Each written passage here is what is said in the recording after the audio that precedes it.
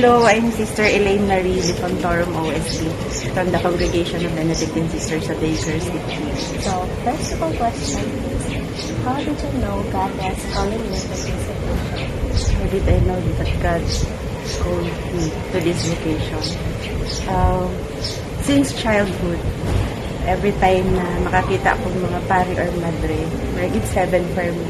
And then it was developed when I was graduating in college, na diri mi nag-retreat in this place, no, na after our retreat, after I talk with the sisters, na dito ang feeling na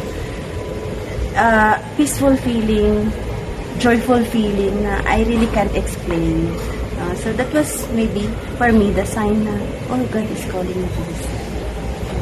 Second question is, how did your family and friends react when you chose this path? Of course, first, my family, they were against it at first, no? Grabe, for how many years na wala ko support from my family because they were against it. Because I'm the only child of my parents. So, all of them, my family, my relatives, against sa akong pagsulod diri sa convent.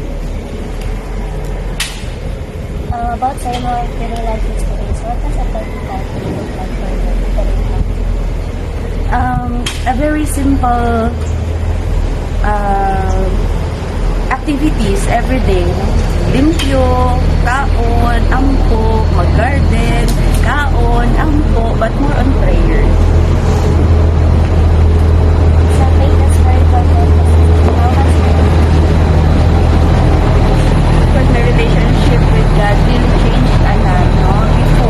Before I am not that palasimba, like that. But now, every day, mas ako pinakapin ako sa simbahan na nagsimba, and then mas nagkaroon ng meaning ako relationship with Him na isa ginagmay lang niya ako makapalit ko sa isa ginagmay lang ang pinag-ibigay ang relationship kung yung nakapag-keep closer.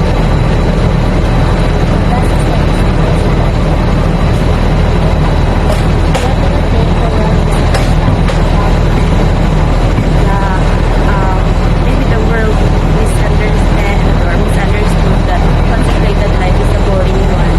No nga, walay bili. Mas nagkataon ka na maitabang dito outside kung wala nakasunod rin sa convento. But for me, no, religious life is not a boring life because we are